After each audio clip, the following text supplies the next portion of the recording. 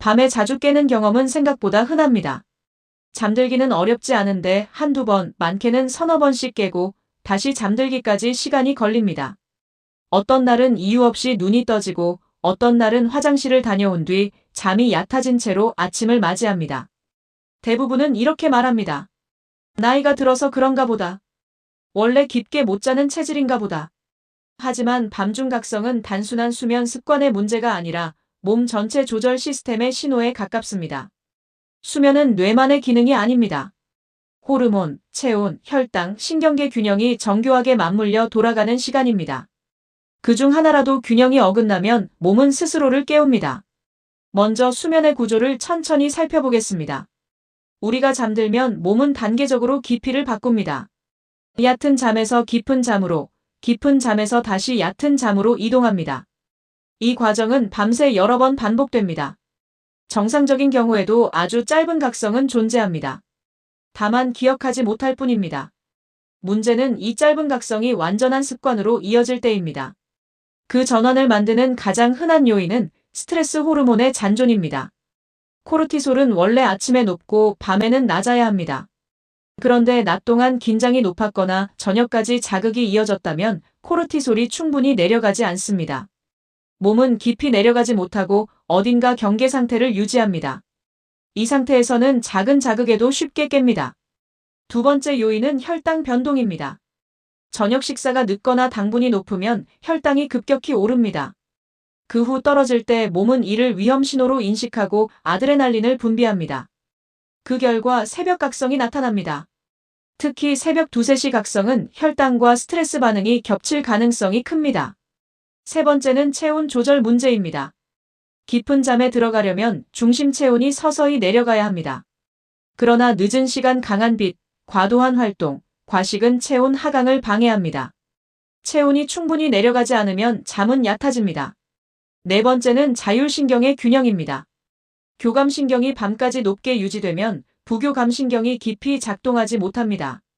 몸은 쉬는 모드로 전환되지 못하고 반쯤 깨어있는 상태가 지속됩니다.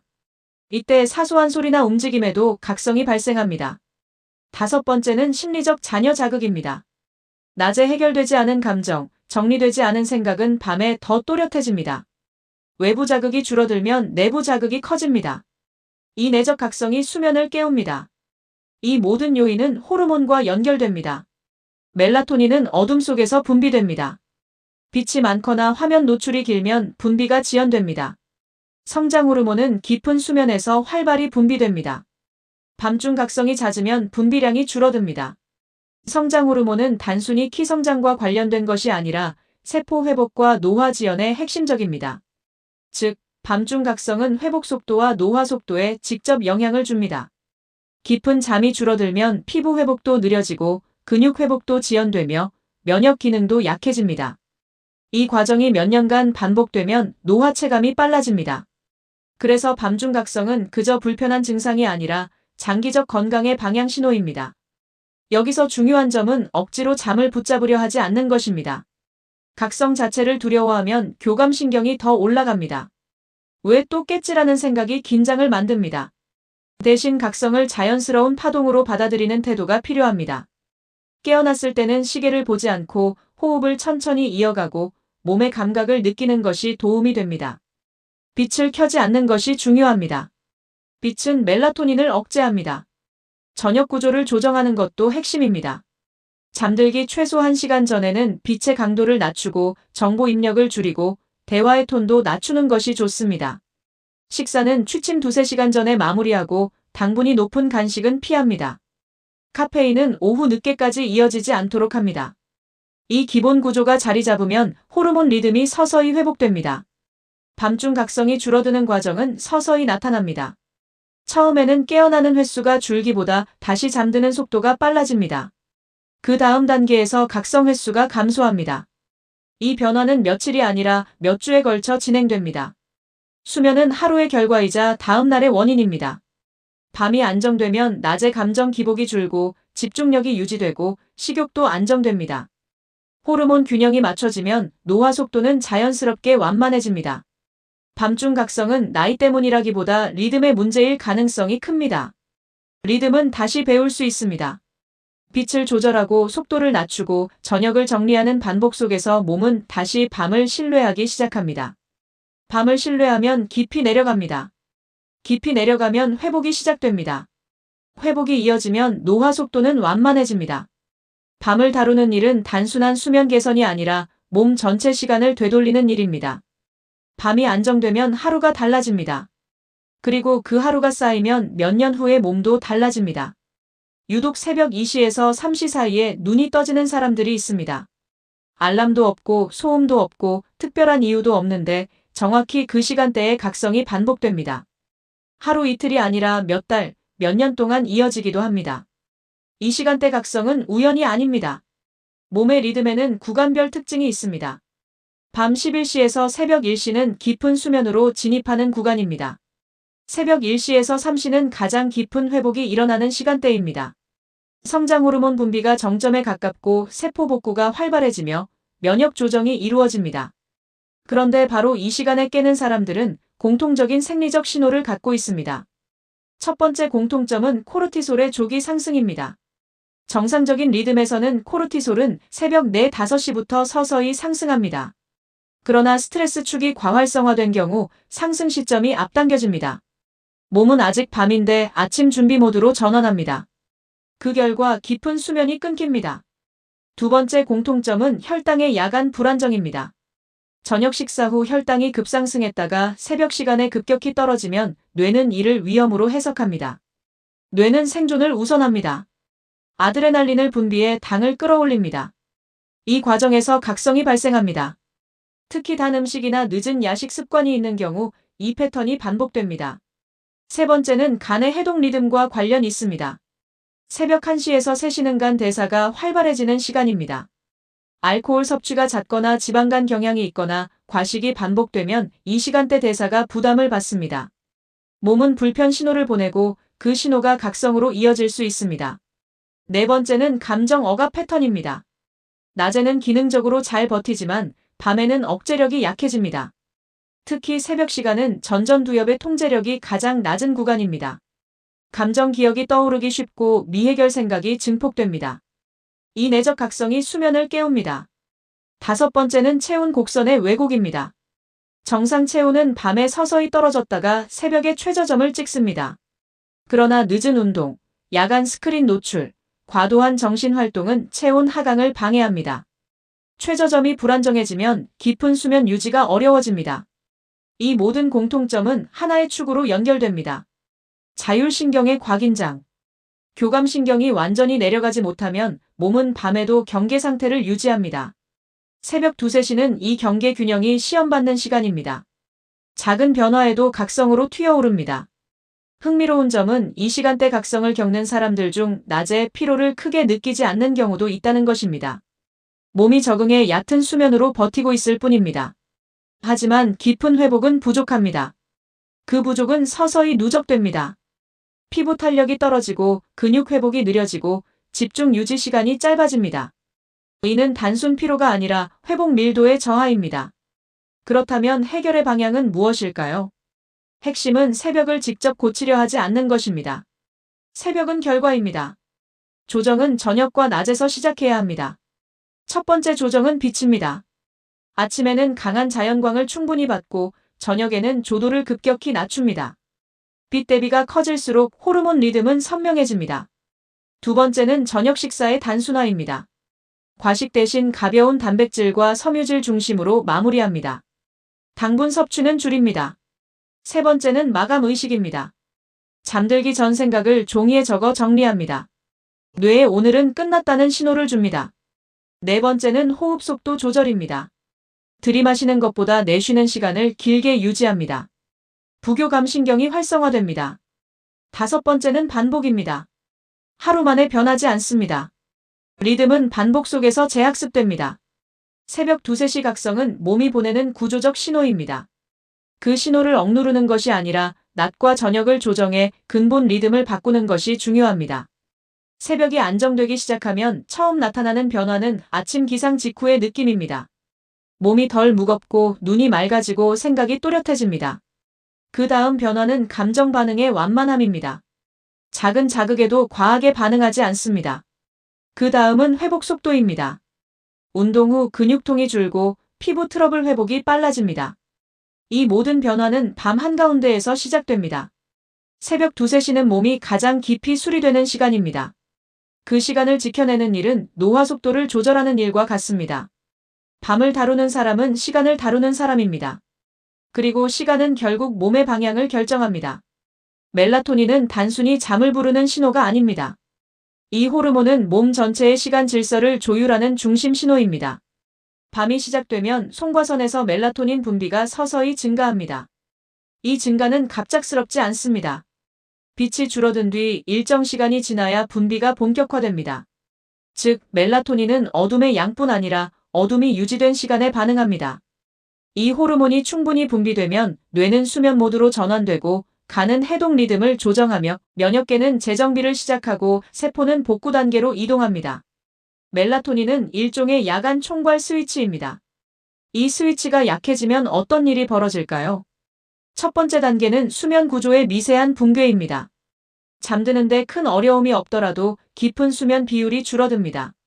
렘 수면과 비렘 수면의 리듬이 흐트러지고 특히 초반 깊은 수면 밀도가 낮아집니다. 이 변화는 체감하기 어렵습니다. 그러나 아침에 미묘한 잔여 피로로 나타납니다. 두 번째 단계는 항산화 방어력 저하입니다. 멜라토닌은 직접적으로 활성산소를 중화합니다. 또한 항산화 효소의 발현을 촉진합니다.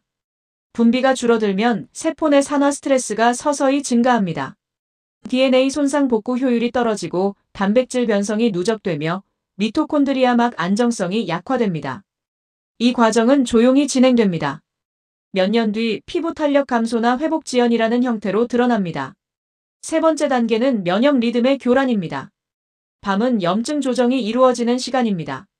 멜라토닌은 면역세포 간 신호 균형을 맞춥니다. 부족하면 염증이 과도하게 유지되거나 반대로 방어력이 둔화될 수 있습니다. 그 결과는 만성피로, 잦은 구내염, 회복 지연 등으로 나타납니다. 네 번째 단계는 에너지 생산 효율 저하입니다. 멜라토닌은 미토콘드리아 내부에서도 작용합니다. ATP 생성 과정에서 발생하는 부산물 조절에 관여하며 세포 에너지 생산의 안정성을 유지합니다. 분비가 낮으면 낮 시간대 에너지 파동이 불안정해집니다. 오전 집중력이 짧아지고 오후 급격한 피로가 찾아옵니다. 이때 많은 사람들은 카페인을 추가합니다. 카페인은 일시적으로 각성을 올리지만 밤에 멜라토닌 분비 시작을 지연시킵니다. 문제는 다음날 밤 더 약해진 멜라토닌으로 돌아온다는 점입니다. 다섯 번째 단계는 호르몬 축의 동기화 실패입니다. 멜라토닌은 코르티솔과 반대 곡선을 이룹니다. 밤 멜라토닌이 충분히 상승해야 아침 코르티솔이 선명하게 치고 올라옵니다. 밤이 흐릿하면 아침 상승도 둔해집니다. 이 상태가 지속되면 아침 무기력, 낮 졸림, 저녁 각성이라는 역전 패턴이 형성됩니다. 여섯 번째는 감정 조절력 저하입니다. 깊은 수면이 부족하면 편도체 반응성이 증가합니다. 같은 자극에도 더 크게 반응하고 사소한 일에도 쉽게 예민해집니다. 이 감정 피로는 다시 교감신경을 자극합니다. 교감신경 항진은 멜라토닌 분비를 억제합니다.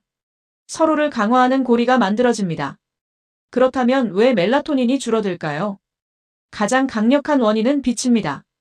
특히 청색 파장의 인공 조명은 멜라토닌 분비 시작 시점을 지연시킵니다. 스크린을 오래 볼수록 몸은 아직 낮이라고 해석합니다. 두 번째는 취침 시간 변동입니다.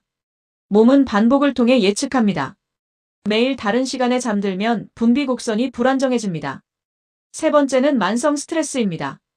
스트레스 축이 활성화되면 코르티솔이 늦은 밤까지 유지됩니다. 코르티솔이 높으면 멜라토닌은 억제됩니다. 네 번째는 야식과 알코올입니다. 혈당 변동과 간 대사 부담은 야간 호르몬 균형을 흔듭니다. 다섯 번째는 야간 체온 유지입니다. 체온이 충분히 떨어져야 멜라토닌 리듬이 안정됩니다. 늦은 운동과 과도한 활동은 이를 방해합니다.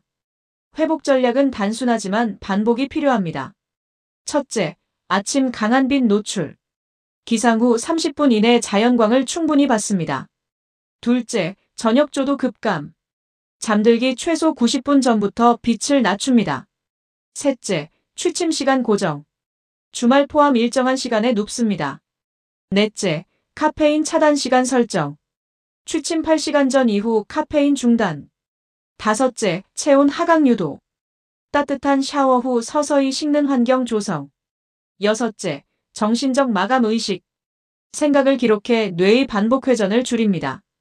이 변화는 하루 만에 나타나지 않습니다. 보통 2주에서 4주 사이 멜라토닌 분비 시작 시점이 조금씩 앞당겨집니다. 밤이 깊어지고 새벽 각성이 줄고 아침 선명도가 달라집니다. 멜라토닌은 단순한 수면 보조 신호가 아닙니다. 이 호르몬은 세포 복구 속도, 면역 균형, 에너지 생산 효율, 감정 안정성까지 연결하는 핵심 축입니다. 멜라토닌이 줄어들면 노화는 조용히 가속합니다. 멜라토닌이 회복되면 시간의 흐름은 완만해집니다. 밤을 정교하게 관리하는 사람은 몸의 미래를 관리하는 사람입니다. 코르티솔은 흔히 스트레스 호르몬으로 불립니다. 그러나 정확히 말하면 생존을 위한 각성 호르몬입니다.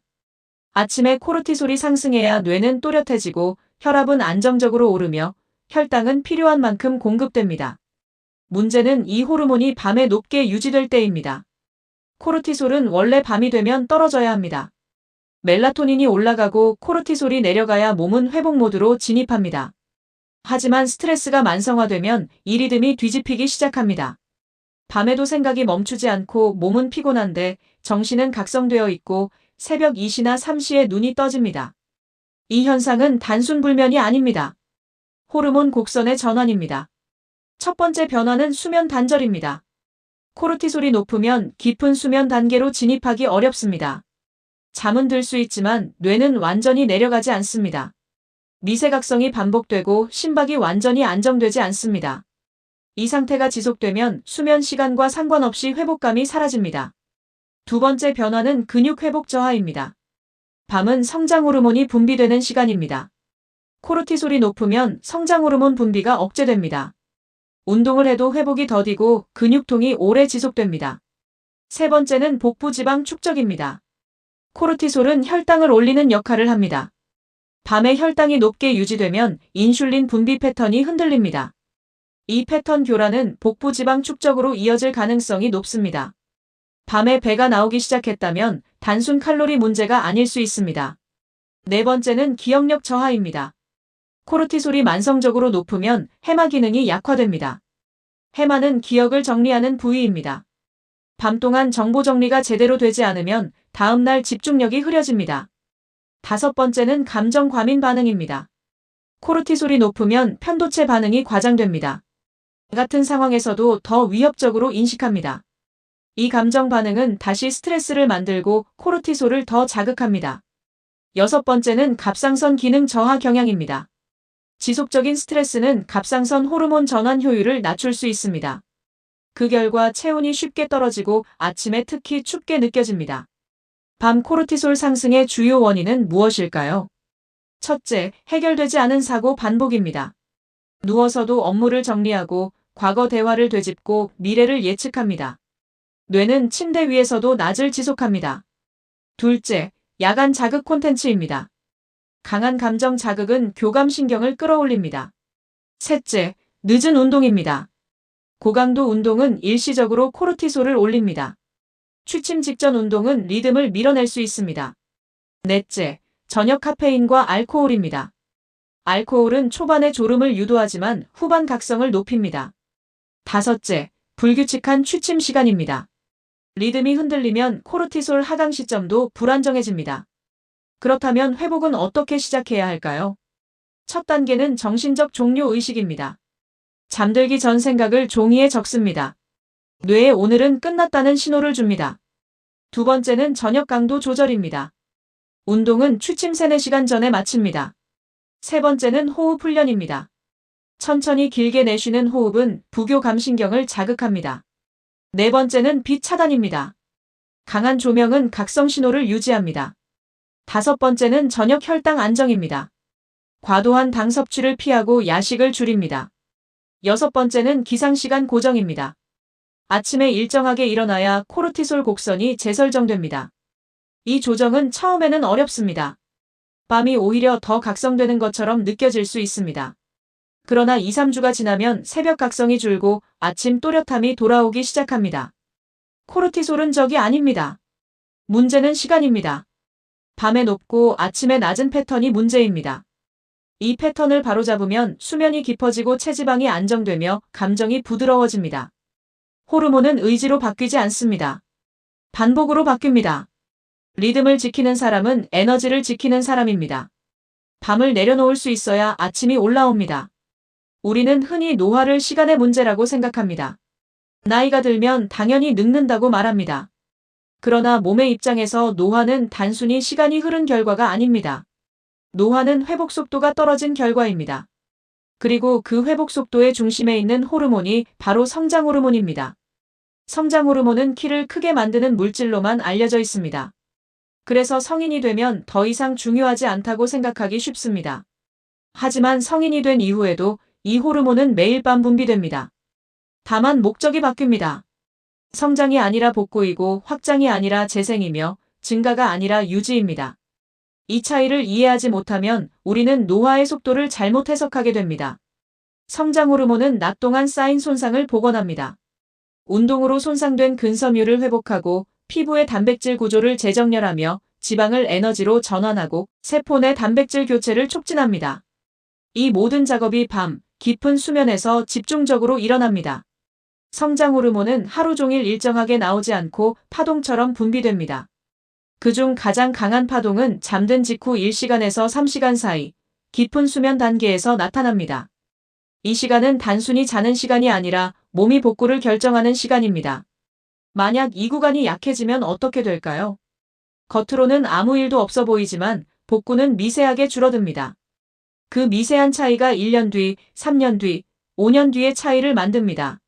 성장 호르몬이 충분한 사람은 피로가 누적되지 않지만 부족한 사람은 피로가 남습니다. 이 차이는 하루 단위로는 보이지 않지만 장기적으로는 체형, 피부, 근력, 체지방률, 에너지 수준 모두에 영향을 줍니다. 먼저 피부에서 변화가 시작됩니다. 성장 호르몬은 콜라겐 합성에 관여하고 콜라겐은 피부를 지탱하는 구조 단백질입니다. 이 합성 속도가 떨어지면 피부는 얇아지고 탄력은 감소하며 잔주름이 고정됩니다. 여기서 중요한 건 주름이 생긴다는 것이 아니라 주름이 회복되지 않는다는 점입니다. 젊을 때는 며칠 피곤해도 돌아오지만 성장 호르몬 분비가 약해지면 피부는 예전 상태로 복귀하지 않습니다. 피부는 겉으로 드러나는 조직이기 때문에 가장 먼저 눈에 보입니다. 그러나 더 중요한 변화는 내부에서 시작됩니다. 근육입니다. 성장 호르몬은 단백질 합성을 촉진해 근육을 유지하도록 신호를 보냅니다. 분비가 줄어들면 같은 운동을 해도 근육 증가폭이 줄어들고 회복이 느려지기 때문에 운동 강도를 유지하기 어렵습니다. 운동 강도가 줄면 근육 자극이 줄고 근육 자극이 줄면 성장 호르몬 분비도 더 줄어듭니다. 이 악순환은 매우 조용하게 진행됩니다. 근육이 줄어들면 기초대사량이 감소합니다. 기초대사량이 감소하면 같은 양을 먹어도 지방이 더 쉽게 축적되고 특히 복부 지방이 늘어나기 시작합니다. 많은 사람들은 이것을 나이 탓이라고 말하지만 실제로는 회복 시스템 약화의 결과일 수 있습니다. 성장 호르몬은 지방 분해에도 관여하기 때문에 밤에 충분히 분비되면 자는 동안 지방 연소가 이루어집니다. 그러나 깊은 수면이 부족하면 그 연소 구간이 짧아지고 그 결과 밤은 회복 시간이 아니라 저장 시간이 됩니다. 이 변화는 인슐린 저항성과도 연결되며 대사 유연성이 떨어지기 시작합니다. 식사 후 졸림이 심해지고 공복이 힘들어지며 간식 빈도가 늘어납니다. 이 모든 것은 회복 능력 저하의 연쇄 반응입니다. 또 하나 중요한 변화는 회복 탄력성입니다. 젊을 때는 무리해도 하루 자면 회복되지만 성장 호르몬이 줄어들면 피로가 남습니다. 남은 피로는 다음 날을 무겁게 만들고 무거운 날은 활동량을 줄입니다. 활동량 감소는 근육 감소로 이어지고 근육 감소는 대사 감소로 대사 감소는 체지방 증가로 이어집니다. 그리고 다시 에너지 저하로 돌아옵니다. 이것이 가속 노화의 구조입니다. 그렇다면 왜 성장 호르몬은 줄어들까요? 첫 번째는 깊은 수면 부족입니다. 성장 호르몬은 수면 초반 깊은 단계에서 집중 분비되는데 취침 시간이 늦어질수록 이 구간은 짧아집니다. 자정 이후 취침이 반복되면 분비 파동은 약해집니다. 두 번째는 만성 스트레스입니다. 코르티솔이 높게 유지되면 성장 호르몬 축이 억제되고 스트레스가 높은 상태에서는 몸이 복구보다 생존을 선택합니다. 세 번째는 야식입니다. 혈당이 급상승하면 성장 호르몬 분비는 일시적으로 억제되며 특히 단 음식과 정제 탄수화물은 그 영향을 더 크게 만듭니다. 네 번째는 운동 부족입니다. 저항 운동은 성장 호르몬 분비를 자극하고 큰 근육을 사용하는 운동일수록 그 반응은 큽니다. 운동이 줄어들면 자극도 줄어듭니다. 다섯 번째는 불규칙한 생활 리듬으로 수면 시간의 변동폭이 크면 분비 리듬도 흔들립니다. 여섯 번째는 과도한 음주입니다. 알코올은 깊은 수면을 방해하고 결과적으로 성장 호르몬 분비를 약화시킵니다. 이 모든 요인은 하나씩은 작아 보이지만 겹치면 분비 파동은 분명히 낮아집니다. 회복 전략은 단순해야 합니다. 취침 시간을 고정하고 수면 초반 3시간을 보호하며 취침 3시간 전 음식 섭취를 마치고 주 3회 저항 운동을 하고 아침 햇빛을 받고 스트레스 배출 루틴을 만드는 것입니다. 이 변화는 하루 만에 체감되지 않지만 몇 주가 지나면 아침의 개운함이 달라지고 몇 달이 지나면 피부 회복 속도가 달라지며 몇 년이 지나면 노화 속도가 달라집니다. 성장 호르몬은 젊음의 상징이 아니라 회복 가능성의 상징입니다. 회복이 유지되는 한 노화는 느리지만 회복이 줄어드는 순간 노화는 가속합니다. 시간은 모두에게 동일하게 흐르지만 회복 속도는 다릅니다. 밤을 깊게 만드는 사람은 시간의 속도를 늦추는 사람입니다. 이 차이가 10년 뒤의 얼굴과 체력, 그리고 대사 상태를 결정합니다. 성장 호르몬은 단독으로 작동하지 않습니다. 이 호르몬은 항상 다른 대사 스트레스 수면 호르몬과 상호작용하며 하나의 네트워크처럼 움직입니다. 특히 성장 호르몬, 인슐린, 코르티솔, 멜라토닌은 서로 영향을 주고받으며 회복 속도와 노화 속도를 결정하는 핵심 축을 형성합니다. 이 네 가지의 균형이 무너지면 회복은 부분적으로만 진행되고 그 불완전한 회복이 반복되면서 기능적 노화가 가속됩니다. 먼저 멜라토닌입니다. 멜라토닌은 밤이 되면 빛 자극이 줄어들면서 분비가 증가하고 이 신호가 깊은 수면으로의 진입을 유도합니다. 깊은 수면이 형성되어야 성장 호르몬의 강한 분비 파동이 시작됩니다. 즉, 밤에 강한 빛에 노출되거나 스마트폰 사용이 길어지는 습관은 단순히 취침 시간을 늦추는 문제가 아니라 성장 호르몬 분비의 시작 신호 자체를 약화시키는 행동입니다. 멜라토닌이 약해지면 깊은 수면이 줄어들고 깊은 수면이 줄어들면 성장 호르몬의 분비 파동도 약해집니다. 다음은 코르티솔입니다. 코르티솔은 아침에 상승하고 밤에는 낮아져야 정상적인 일주기 리듬이 유지됩니다. 그러나 만성 스트레스나 과도한 긴장 상태가 지속되면 밤에도 코르티솔이 충분히 떨어지지 않습니다. 이 상태에서는 몸이 복구 모드로 전환되지 못하고 경계 상태를 유지합니다. 깊은 수면 진입이 어려워지고 성장 호르몬 분비가 억제됩니다. 스트레스가 많은 사람이 충분히 자도 피로가 풀리지 않는 이유는 바로 이 호르몬 간 충돌 때문입니다. 몸은 생존을 우선하고 복구는 뒤로 밀립니다. 이제 인슐린입니다. 인슐린은 식사 후 혈당을 조절하기 위해 분비됩니다. 그러나 취침 직전 고탄수화물 식사를 하면 혈당이 상승하고 인슐린이 높게 유지됩니다. 인슐린이 높은 상태에서는 성장 호르몬 분비가 억제됩니다. 따라서 야식은 단순한 칼로리 문제나 체중 문제를 넘어서 회복 호르몬의 분비 구조를 방해하는 요인이 됩니다. 밤은 지방 연소와 조직 복구가 진행되는 시간이어야 하지만 인슐린이 높게 유지되면 그 시간은 저장 모드로 전환됩니다. 이 네 가지 호르몬의 균형이 맞아야 밤은 진짜 회복 시간이 됩니다. 하나라도 흔들리면 회복은 불완전해지고 불완전한 복구가 반복되면서 저강도 만성 염증이 증가합니다. 이 염증은 노화의 핵심 기전 중 하나이며 피로 지속, 복부 지방 증가, 피부 탄력 저하, 근육 감소로 이어집니다. 이러한 변화는 갑작스럽게 나타나는 것이 아니라 서서히 축적됩니다. 운동은 이 구조에 중요한 자극 신호를 제공합니다. 특히 저항 운동은 성장 호르몬 분비를 직접적으로 자극합니다. 스쿼트, 데드리프트, 푸시업, 런지처럼 큰 근육을 사용하는 복합 운동은 강한 대사 스트레스를 유발하고 그에 대한 보상 반응으로 성장 호르몬 분비가 증가합니다. 운동 직후 분비된 성장 호르몬은 손상된 근섬유 복구와 단백질 합성을 촉진합니다. 그러나 운동 후 수면이 부족하면 이 자극은 충분히 활용되지 못합니다. 운동은 자극을 만들고 수면은 그 자극을 완성합니다. 둘 중 하나라도 약하면 회복은 절반만 진행됩니다. 또한 근육은 단순히 움직임을 담당하는 조직이 아니라 대사기관입니다. 근육량이 충분하면 혈당 조절이 안정되고 인슐린 민감도가 유지됩니다. 인슐린 민감도가 유지되면 과도한 인슐린 분비가 줄어들고 이는 성장 호르몬 분비 환경을 더 안정적으로 만듭니다. 반대로 근육량이 감소하면 혈당 변동폭이 커지고 인슐린 분비가 자주 반복되며 이는 성장 호르몬 축을 지속적으로 압박합니다. 결국 근육 감소는 대사 불안정으로 이어지고 대사 불안정은 다시 회복 능력 저하로 돌아옵니다. 체지방, 특히 내장 지방의 증가는 또 다른 변수입니다. 지방 조직은 단순 저장 공간이 아니라 염증성 사이토카인을 분비하는 내분비 기관입니다. 내장 지방이 증가하면 염증 신호가 높아지고 호르몬 균형이 흔들립니다. 그 결과 성장 호르몬 분비는 더 낮아집니다. 이는 수면 부족, 성장 호르몬 감소, 체지방 증가, 성장 호르몬 추가 감소라는 악순환을 형성합니다. 이 구조가 장기화되면 노화 속도는 가속됩니다. 결국 대사, 운동, 수면, 스트레스는 하나의 연결된 시스템입니다. 운동이 자극을 만들고 수면이 회복을 완성하며 안정된 혈당이 그 환경을 유지하고 낮은 스트레스가 깊은 수면을 가능하게 합니다. 이 연결고리가 매일 유지되면 성장 호르몬 파동은 안정적으로 반복됩니다. 반대로 불규칙한 생활, 야식, 스트레스, 운동 부족이 겹치면 파동은 점점 약해집니다. 노화는 시간의 문제가 아니라 회복의 문제이며 회복은 단일 요인이 아니라 상호작용의 결과입니다. 성장 호르몬은 그 중심에서 대사와 운동, 수면과 스트레스 신호를 통합해 작동합니다.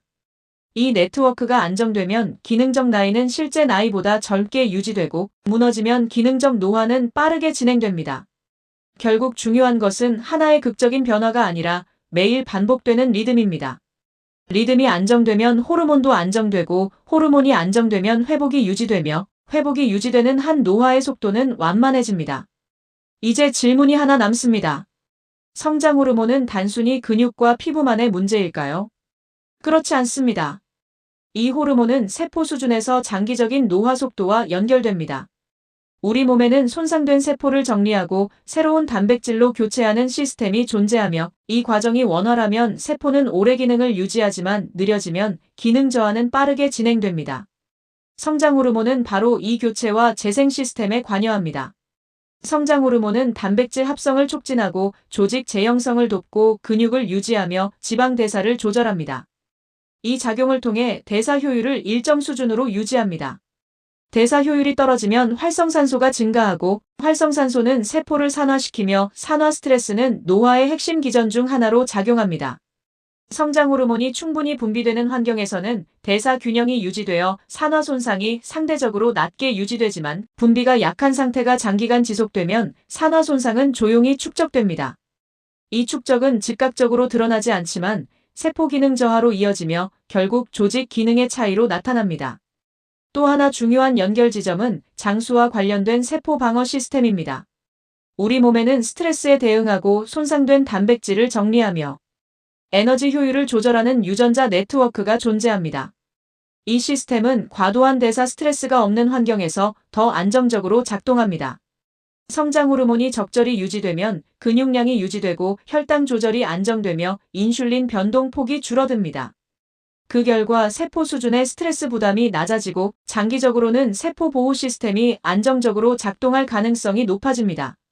반대로 성장 호르몬 분비가 지속적으로 낮으면 근육 감소와 인슐린 저항성 증가가 동시에 진행되고 혈당 변동이 커지면서 대사 스트레스가 반복됩니다. 이 반복 자극은 세포 방어 체계를 과부하 상태로 만들고 장기적으로는 기능 유지 능력을 떨어뜨립니다. 같은 나이라도 어떤 사람은 회복 속도가 빠르고 어떤 사람은 느린 이유가 여기에 있습니다. 이는 단순히 외형의 문제가 아니라 세포 수준에서의 유지 능력 차이입니다. 근육은 이 구조에서 매우 중요한 매개 변수입니다. 근육량이 충분하면 포도당을 효과적으로 처리할 수 있고 혈당이 급격히 오르내리지 않습니다. 혈당이 안정되면 인슐린 분비가 과도하게 반복되지 않고 인슐린 과다. 자극이 줄어들면 세포는 에너지 과잉 신호에 덜 노출됩니다. 성장 호르몬은 근육 유지에 기여하기 때문에 결과적으로 대사 안정성을 간접적으로 보호합니다. 이 연결고리가 유지되면 세포는 상대적으로 낮은 스트레스 환경에서 기능을 이어갈 수 있습니다. 또한 깊은 수면은 세포 복구 효율과 직결됩니다. 나이가 들수록 깊은 수면 비율은 자연스럽게 감소하지만 생활 습관에 따라 그 감소폭은 크게 달라집니다. 규칙적인 취침 시간, 저녁빛 노출 최소화, 야식 제한, 저항 운동, 아침 햇빛 노출은 깊은 수면을 보존하는 요소입니다. 깊은 수면이 유지되면 성장 호르몬 파동도 유지되고 이 파동이 반복되면서 세포 재생 리듬이 안정됩니다. 반대로 수면 구조가 무너지면 성장 호르몬 분비는 점점 약해지고 세포 교체 속도는 느려집니다. 이 차이는 하루 단위로는 보이지 않지만 수년 단위로는 분명해집니다. 노화는 어느 날 갑자기 시작되지 않습니다. 회복 속도가 매년 조금씩 줄어들면서 서서히 가속됩니다. 성장 호르몬은 시간을 되돌리는 물질이 아니라 회복 리듬을 유지하게 하는 조절자입니다. 회복이 유지되는 한 손상은 오래 남지 않고 손상이 오래 남지 않으면 기능은 안정적으로 유지됩니다. 기능이 유지되면 노화의 체감 속도는 완만합니다. 결국 장기적인 노화 속도 차이는 거대한 비밀에서 나오지 않습니다. 매일 반복되는 깊은 수면, 규칙적인 자극, 안정된 혈당, 관리된 스트레스가 성장 호르몬 파동을 지켜내고 그 파동이 세포 복구 리듬을 유지하며 그 리듬이 수년 뒤 기능적 나이를 결정합니다. 시간은 모두에게 동일하게 흐르지만 세포의 회복 속도는 다릅니다. 성장 호르몬은 그 속도를 조율하는 핵심 축이며 이 축이 안정적으로 유지될 때 장기적인 노화 곡선은 완만해집니다. 많은 사람들이 이렇게 말합니다. 잠들기는 하는데 자주 깬다고. 깊게 잔 느낌이 없다고. 아침이 개운하지 않다고. 그러나 대부분은 이것을 단순한 수면 습관 문제로만 생각합니다. 하지만 밤에 자주 깬다는 것은 단순한 불편함이 아니라 회복 구조가 반복적으로 끊기고 있다는 신호일 수 있습니다. 수면은 하나의 덩어리가 아니라 단계로 구성된 흐름이며 이 흐름이 유지될 때 회복은 완성됩니다. 그 흐름이 끊어지면 회복은 매번 초기화됩니다. 수면은 얕은 단계에서 시작해 깊은 수면으로 내려갔다가 다시 올라오고 이후에는 렘 수면으로 이동합니다. 이 주기는 약 90분을 기준으로 반복됩니다. 성장 호르몬은 이 중에서도 수면 초반 깊은 단계에서 가장 강하게 분비됩니다. 그런데 자주 깨는 사람은 이 깊은 구간에 충분히 머물지 못합니다. 잠들었다가도 뇌가 각성 신호를 보내면서 위로 올라와 버립니다. 문제는 깬다는 행위 자체보다 그로 인해 깊은 수면이 짧아진다는 점입니다. 깊은 수면이 짧아지면 성장 호르몬 파동이 약해지고 성장 호르몬 파동이 약해지면 복구 효율이 낮아집니다. 복구 효율이 낮아지면 낮 동안 쌓인 손상이 완전히 정리되지 않습니다. 이 미완의 상태가 반복되면 피로는 남고 염증은 누적되며 회복 속도는 점점 느려집니다. 이것이 자주 깨는 밤과 노화 가속이 연결되는 첫 번째 구조입니다. 그렇다면 왜 밤에 자주 깨는 걸까요? 원인은 하나가 아닙니다. 첫 번째는 혈당 변동입니다. 취침 전 늦은 식사, 특히 탄수화물 중심의 야식은 혈당을 빠르게 올립니다. 인슐린이 분비되고 몇 시간 뒤 혈당이 다시 떨어질 때 뇌는 이를 위협 신호로 인식합니다. 그 결과 교감신경이 활성화되고 미세각성이 발생합니다. 본인은 기억하지 못해도 수면은 끊깁니다. 두 번째는 스트레스입니다. 만성 스트레스 상태에서는 코르티솔 리듬이 정상적으로 떨어지지 않습니다. 밤이 되어도 코르티솔이 높게 유지되면 뇌는 완전히 이완되지 못합니다. 작은 자극에도 쉽게 각성하고 깊은 단계로 내려가는 시간이 줄어듭니다. 겉으로는 잠을 자고 있지만 신경계는 여전히 경계 모드에 가까운 상태입니다. 이 경우 수면 시간은 충분해도 회복은 충분하지 않습니다. 세 번째는 체온 조절 문제입니다. 깊은 수면으로 진입하려면 중심 체온이 서서히 떨어져야 합니다. 그러나 늦은 운동, 음주, 과식은 체온 하강을 방해합니다. 체온이 충분히 내려가지 않으면 깊은 단계 유지 시간이 짧아지고 중간 각성이 잦아집니다. 특히 알코올은 잠들기는 쉽게 만들지만 수면 구조를 분절시키기 때문에 새벽 각성을 증가시킵니다. 네 번째는 수면 무호흡과 같은 호흡 문제입니다. 호흡이 일시적으로 멈추거나 얕아지면 뇌는 산소 부족을 감지하고 즉각 각성 신호를 보냅니다. 본인은 기억하지 못하지만 뇌는 여러 번 깨어 있습니다. 이런 패턴이 반복되면 깊은 수면 비율은 눈에 띄게 줄어들고 성장 호르몬 분비 역시 감소합니다. 이제 구조를 정리해 보겠습니다. 자주 깬다는 것은 깊은 수면이 짧아진다는 뜻이고 깊은 수면이 짧아진다는 것은 성장 호르몬 파동이 약해진다는 뜻입니다. 성장 호르몬 파동이 약해지면 단백질 합성과 지방 분해, 세포 교체 효율이 낮아집니다. 그 결과 근육 유지가 어려워지고 체지방은 증가하며 피부 회복은 느려집니다. 동시에 낮 동안의 피로 회복이 완전하지 않기 때문에 활동량이 줄고 활동량 감소는 다시 근육 감소로 이어집니다. 이 악순환은 매우 조용합니다. 어느 날 갑자기 늙어 보이는 것이 아니라 매일 3%씩 회복이 덜 되는 상태가 반복됩니다. 자주 깨는 밤이 일주일, 한 달, 1년 누적되면 그 차이는 기능적 나이로 나타납니다. 계단을 오르는 속도, 운동 후 회복 시간, 감기 후 회복 기간, 집중력 유지 시간에서 차이가 벌어집니다. 또 하나의 중요한 연결은 염증입니다. 깊은 수면은 면역 조절과 염증 완화에 중요한 역할을 합니다. 수면이 분절되면 염증성 사이토카인 수치가 높게 유지되기 쉽습니다. 만성 저강도 염증은 근육 감소와 인슐린 저항성 증가, 복부 지방 축적과 연결됩니다. 결국 자주 깨는 수면은 대사 불안정을 통해 다시 성장 호르몬 환경을 악화시킵니다. 이것이 두 번째 연결고리입니다. 그렇다면 해결의 방향은 무엇일까요? 단순히 더 오래 자는 것이 아니라 덜 깨는 구조를 만드는 것입니다. 취침 3시간 전 음식 섭취를 마치고 밤에는 강한 빛을 줄이며 일정한 취침 시간을 유지하고 카페인 섭취 시간을 앞당기고 음주를 줄이고 필요하다면 호흡 상태를 점검해야 합니다. 이러한 조정은 즉각적인 극적인 변화를 만들지 않지만 수면 분절 횟수를 서서히 줄입니다. 수면이 끊기지 않으면 깊은 단계 체류 시간이 늘어나고 깊은 단계가 늘어나면 성장 호르몬 파동이 안정됩니다. 파동이 안정되면 복구 효율이 올라가고 복구 효율이 올라가면 낮 동안의 에너지와 회복 탄력성이 개선됩니다. 회복 탄력성이 개선되면 활동량이 늘고 활동량 증가는 다시 근육 유지와 대사 안정으로 이어집니다. 결국 밤에 자주 깨는 문제는 단순한 수면의 문제가 아니라 노화 속도의 문제입니다. 자주 깨는 밤은 회복을 분절시키고 분절된 회복은 누적 손상을 남깁니다. 반대로 끊기지 않는 밤은 손상을 정리하고 정리된 손상은 기능을 유지합니다. 시간은 누구에게나 동일하게 흐르지만 밤의 깊이는 다릅니다. 그리고 그 깊이의 차이가 회복 속도를 만들고 회복 속도의 차이가 장기적인 노화 곡선을 결정합니다. 특히 많은 사람들이 공통적으로 말하는 시간이 있습니다. 새벽 3시에서 4시 사이입니다. 이유 없이 눈이 떠지고 다시 잠들기까지 시간이 걸리며 때로는 그 이후로 얕은 잠만 이어집니다. 이 시간대는 우연이 아닙니다. 생리적 전환이 일어나는 구간이기 때문입니다.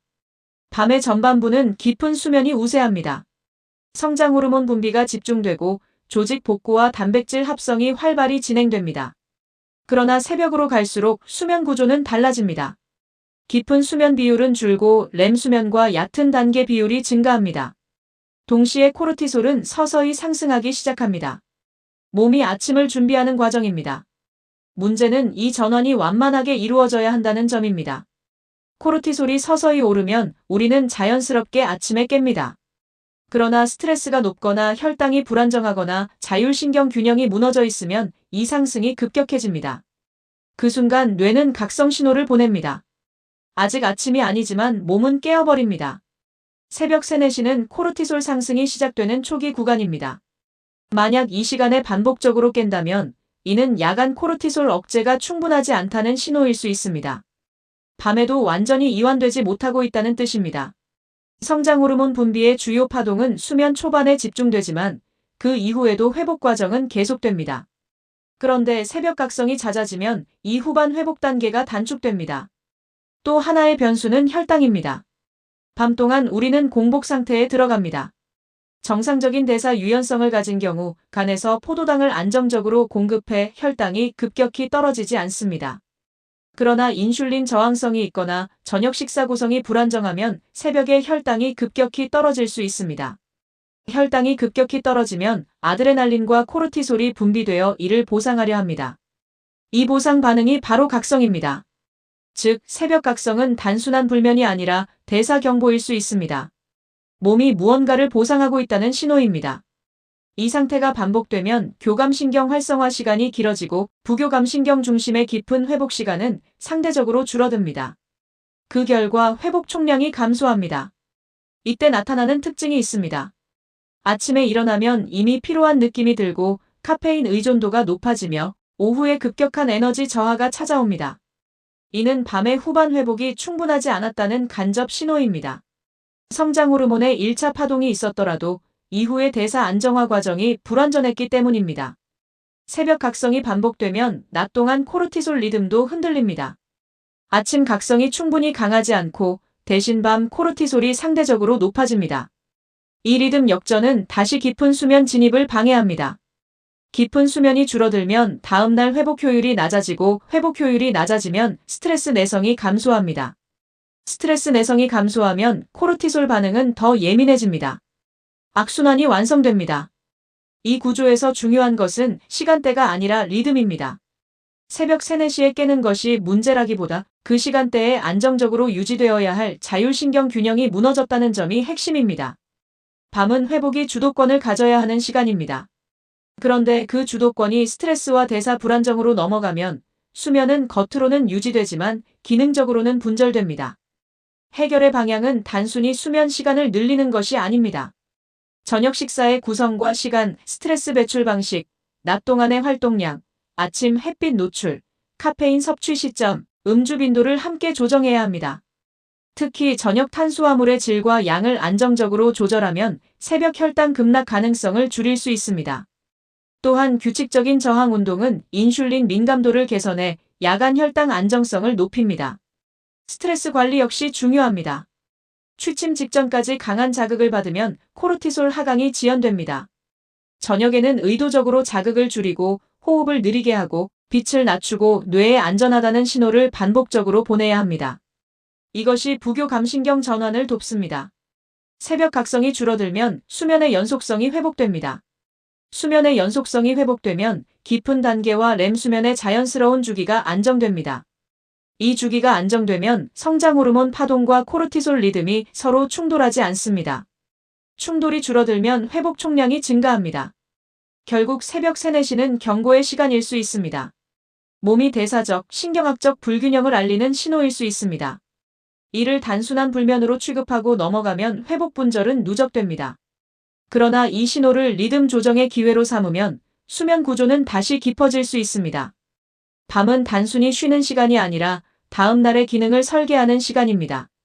새벽에 반복적으로 깨는 구조를 방치하면 설계는 불완전해집니다. 반대로 그 시간을 안정시키면 회복은 다시 이어집니다. 그리고 회복이 이어지는 한 노화의 속도는 완만해집니다. 흥미로운 점은 같은 새벽 각성을 겪어도 결과가 다르다는 것입니다. 어떤 사람은 몇 번 깨도 일상 기능이 유지됩니다. 반면 어떤 사람은 짧은 기간 안에 피로가 누적되고 체형이 변하고 피부 탄력이 떨어지고 집중력이 급격히 낮아집니다. 차이는 수면 시간이 아니라 회복 탄력성에 있습니다.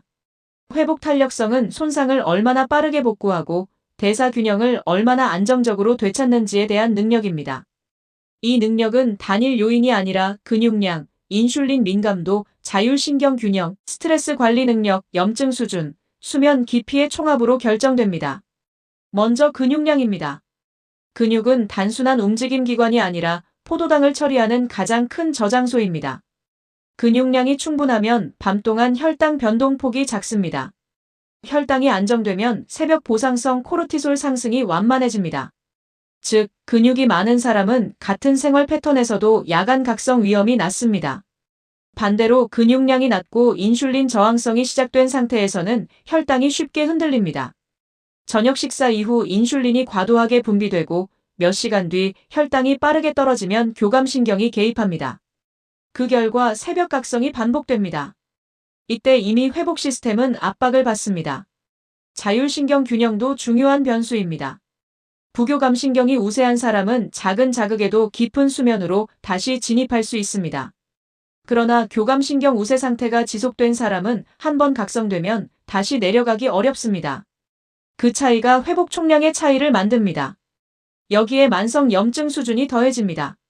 저강도 염증이 높은 상태에서는 세포 복구 효율이 떨어집니다. 성장 호르몬이 분비되어도 조직 반응성이 낮아집니다. 즉, 같은 호르몬 자극이라도 실제 회복 결과가 다르게 나타납니다. 이것이 기능적 나이를 가르는 지점입니다. 또 하나의 차이는 낮 동안의 활동 구조입니다. 회복 탄력성이 높은 사람은 전날 수면이 다소 부족해도 낮에 움직입니다. 움직임은 혈당을 안정시키고 인슐린 민감도를 유지하며 그날 밤의 수면 압력을 높입니다. 반면 피로를 이유로 활동량이 줄어들면 대사 자극이 감소하고 밤의 깊이도 함께 약해집니다. 여기서 중요한 구조가 보입니다. 수면이 깨지면 피로가 남고 피로가 남으면 활동이 줄고 활동이 줄면 근육 자극이 감소하며 근육 자극이 감소하면 성장 호르몬 환경이 약해지고 그 결과 다음날 회복 탄력성은 더 낮아집니다. 같은 새벽 각성이라도 이 연쇄 반응에 얼마나 빨리 들어가느냐가 차이를 만듭니다. 결국 노화는 사건이 아니라 방향입니다. 자주 깨는 수면이 곧바로 노화를 만들지는 않습니다. 그러나 그로 인해 활동이 줄고 대사가 흔들리고 염증이 높아지고 자율신경 균형이 무너지면 노화 방향으로 기울어집니다. 반대로 각성이 있더라도 낮에 구조가 안정되어 있으면 방향은 크게 꺾이지 않습니다. 회복 탄력성을 높이는 핵심은 단순합니다. 근육을 유지하고 혈당 변동을 줄이고 낮 동안 햇빛과 움직임을 확보하고 밤에는 자극을 줄이고 일정한 취침 리듬을 지키는 것입니다. 이것은 극적인 방법이 아닙니다. 그러나 이 기본 구조가 유지되면 새벽 각성이 일시적으로 발생해도 회복 총량은 크게 흔들리지 않습니다. 중요한 것은 완벽한 수면이 아니라 무너지지 않는 시스템입니다. 가끔 깨더라도 다시 내려갈 수 있는 자율신경, 약간 흔들려도 복구 가능한 대사, 유연성, 피로가 남아도 움직일 수 있는 근육 기반이 있으면 노화 곡선은 급격히 꺾이지 않습니다. 결국 새벽 3, 4시에 눈을 뜨는 문제의 본질은 그 순간이 아닙니다. 그 이후의 방향입니다. 다시 잠들 수 있는지, 낮을 어떻게 보내는지, 그날 밤을 어떻게 준비하는지가 장기적인 차이를 만듭니다. 수면은 독립된 사건이 아니라 하루 전체의 결과이며 노화는 하루의 반복이 만든 평균값입니다. 회복 탄력성이 유지되는 한 평균은 크게 무너지지 않습니다. 그러나 탄력성이 낮아진 상태에서 수면 분절이 반복되면 평균은 서서히 내려갑니다. 그리고 그 평균의 차이가 5년 뒤, 10년 뒤의 기능적 나이를 결정합니다. 수면이 끊기면 가장 먼저 흔들리는 기관은 근육이 아니라 뇌입니다. 우리는 보통 피로를 몸의 문제로 인식하지만 실제로는 뇌 회복이 먼저 무너집니다. 깊은 수면은 단순히 쉬는 시간이 아니라 뇌를 청소하는 시간입니다. 낮 동안 활동하면서 뇌에는 대사 부산물이 축적됩니다. 이 부산물은 제때 정리되지 않으면 신경세포 기능을 방해합니다. 깊은 수면 단계에서는 뇌척수액의 흐름이 증가하며 세포 사이 공간이 확장됩니다. 이 과정에서 낮 동안 쌓인 노폐물이 제거됩니다. 그러나 수면이 자주 끊기면 이 정리 과정이 충분히 이루어지지 않습니다. 뇌는 매일 완전한 정리를 마치지 못한 채 다음 날을 맞이합니다. 이 미세한 잔여가 반복되면 신경염증이 서서히 증가합니다. 신경염증은 즉각적인 통증을 만들지 않습니다. 대신 집중력 저하, 기억력 감퇴, 감정 기복 증가, 스트레스 과민 반응으로 나타납니다. 평소보다 쉽게 짜증이 나고 사소한 일에도 에너지가 크게 소모됩니다. 이는 단순한 기분 문제가 아니라 신경회로의 회복 부족 신호입니다. 특히 새벽 각성이 반복되는 사람은 렘 수면이 단축되기 쉽습니다. 렘 수면은 기억 통합과 감정 정리에 중요한 역할을 합니다. 낮 동안 받은 자극과 감정을 정리하고 불필요한 연결을 약화시키며 필요한 연결을 강화하는 단계입니다. 이 과정이 불완전하면 기억은 흐릿해지고 감정은 정리되지 않은 채 남습니다. 결과적으로 수면 분절은 두 가지 방향으로 뇌에 영향을 줍니다. 하나는 깊은 수면 감소로 인한 노폐물 제거 효율 저하이고 다른 하나는 렘 수면 감소로 인한 정보 정리 능력 저하입니다. 이 두 축이 동시에 약해지면 인지 기능은 서서히 떨어집니다. 흥미로운 점은 이 변화가 매우 점진적이라는 것입니다. 하루 이틀 잠을 설친다고 바로 인지 저하가 오지는 않습니다. 그러나 매일 10%씩 회복이 부족한 상태가 1년, 3년, 5년 누적되면 차이는 분명해집니다. 단어가 바로 떠오르지 않고 집중 유지 시간이 줄어들고 새로운 정보를 습득하는 속도가 느려집니다. 또 하나의 연결은 스트레스 반응입니다. 수면이 분절되면 편도체 반응성이 증가합니다. 이는 위협 자극에 더 예민해진다는 뜻입니다. 작은 자극에도 과도한 스트레스 반응이 나타나고 코르티솔 분비가 쉽게 상승합니다. 코르티솔이 자주 오르면 다시 깊은 수면이 줄어듭니다. 뇌와 호르몬이 서로를 자극하며 악순환을 형성합니다. 이 구조는 장기적으로 뇌 노화 속도를 좌우합니다. 뇌 노화는 단순히 기억력 문제만이 아닙니다. 의사결정 능력, 충동 조절, 감정 안정성, 동기 유지 능력까지 포함됩니다. 수면이 안정된 사람은 나이가 들어도 비교적 또렷함을 유지합니다. 반면 수면이 수년간 분절된 사람은 신체 나이보다 인지 기능이 먼저 떨어질 수 있습니다. 여기서 다시 성장 호르몬과 연결됩니다. 성장 호르몬은 직접적으로 뇌 노폐물을 제거하지는 않지만 깊은 수면과 강하게 연동됩니다. 깊은 수면이 충분해야 성장 호르몬 파동도 안정됩니다. 즉, 깊은 수면은 신체 회복과 뇌 회복의 공통 기반입니다. 이 기반이 흔들리면 몸과 뇌가 동시에 영향을 받습니다. 결국 수면 분절은 단순한 피로의 문제가 아닙니다. 그것은 신체 회복의 분절이자 뇌 청소 과정의 분절입니다. 몸이 늙는 속도와 뇌가 늙는 속도는 완전히 분리되어 있지 않습니다. 깊은 수면이라는 하나의 기반 위에 함께 서 있습니다. 밤이 끊기면 회복도 끊깁니다. 회복이 끊기면 정리가 남고 정리가 남으면 기능은 조금씩 흔들립니다. 그러나 반대로 수면이 이어지면 회복도 이어지고 회복이 이어지면 손상은 오래 머물지 않습니다. 핵심은 이것입니다. 자주 깨는 밤은 단순한 불면이 아니라 회복의 분절이며 그 분절은 신체와 뇌 모두의 노화 곡선에 영향을 줍니다. 긴 시간 시청해주셔서 진심으로 감사드립니다. 영상이 마음에 드셨다면 좋아요와 구독을 눌러주세요. 수면은 선택이 아니라 기반입니다. 기반이 안정되면 노화 속도는 완만해집니다. 기반이 흔들리면 그 위에 세워진 모든 기능이 함께 흔들립니다.